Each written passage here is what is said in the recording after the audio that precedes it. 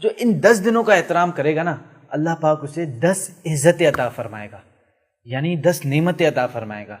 وہ نعمتیں کون سی ہیں پہلے اسے سنتے ہیں، اس کے بعد میں آپ کو بتاؤں گا وہ 10 دن کون سے ہیں۔ تو سب سے پہلے عمر میں برکت، مال کی کثرت، اولاد کی حفاظت، گناہوں کا کفارہ، نیکیوں میں اضافہ، نزع میں آسانی، قبر کے اندھیروں میں روشنی، میزان کا بھاری ہونا یعنی نیکیوں کا پلڑا قیامت کے دن بھاری ہونا، جہنم سے آزادی اور جنت کے درجات پر بلندی۔ اور یہ سب چیزیں، یہ نعمتیں کن کو ملیں گی؟ یہ ان کو ملیں گی جو ان 10 دنوں کا احترام کریں گے۔ وہ 10 دن کون سے ہیں؟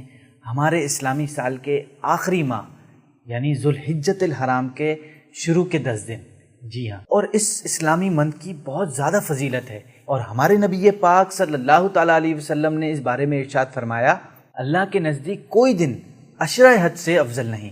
ایک اور جگہ ہمارے محمد مصطفیٰ صلی اللہ تعالیٰ علیہ وسلم نے فرمایا، ان دنوں میں سبحان اللہ، الحمدللہ، لا الہ الا اللہ اور ذکر اللہ کی کثرت کرو، اور ان دنوں میں ایک روزہ 100 سال کے روزوں کے برابر ہے، اور ان دنوں میں عمل کو 700 گنا بڑھا دیا جاتا ہے۔